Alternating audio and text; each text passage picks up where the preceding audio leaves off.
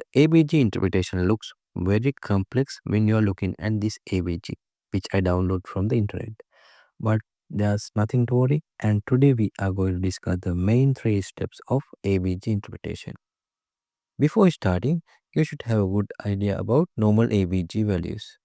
So you no need to remember all these reference ranges. Here what you need is you should have a good idea about pH, oxygen partial pressure, carbon dioxide partial pressure, and bicarb level. And in the first step of the ABG interpretation, you should identify whether this patient is having acidosis or alkalosis. To do that, you should get the normal reference range of pH and check whether if the pH is less than 7.35. If it is less than 7.35, patient is having more acid in his blood, and this condition called acidosis.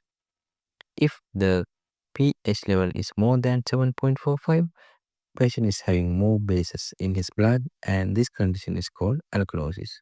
Now we are going to the ABG report, and here this patient is having pH of 7.16.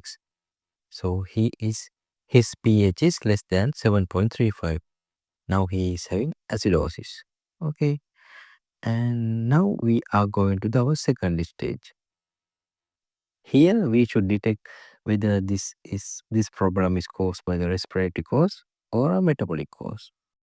If it is caused by a respiratory cause, the patient will have increased carbon dioxide partial pressure. If patient is having metabolic acidosis, he will have low level of bicarb. And in alkalosis, the vice versa. The patient is having respiratory alkalosis, they have low level of carbon dioxide partial pressure. And if patient is having metabolic alkalosis, they will have increased amount of bicarbonate partial pressures. Okay. If you have any question about this step, please comment on the comment section and I will try to sort out your problem. Now we are going to check our downloaded ABG. So this patient's carbon dioxide partial pressure is 19. So his carbon dioxide is not lead to formation of acidosis. Okay. And we go to the bicarb level, and bicarb level is 6.8. So this is the cause for his acidosis. So this patient now having metabolic acidosis. Okay. Now we are going to the third steps, which we are looking for whether this patient is having compensatory mechanism. Patient is having metabolic disorder, they will have respiratory compensation. Usually the respiratory compensation is more rapid when compared to metabolic compensation. And if patient is having respiratory problem, they will have metabolic compensation. Check this ABG.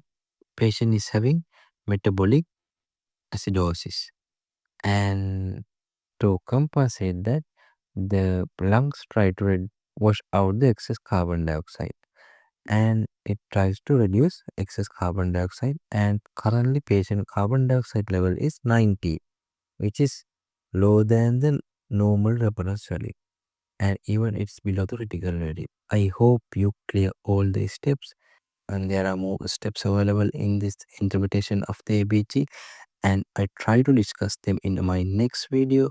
So if you think this video is helpful for your education purposes and your word works, please comment and also subscribe to my channel, and thank you.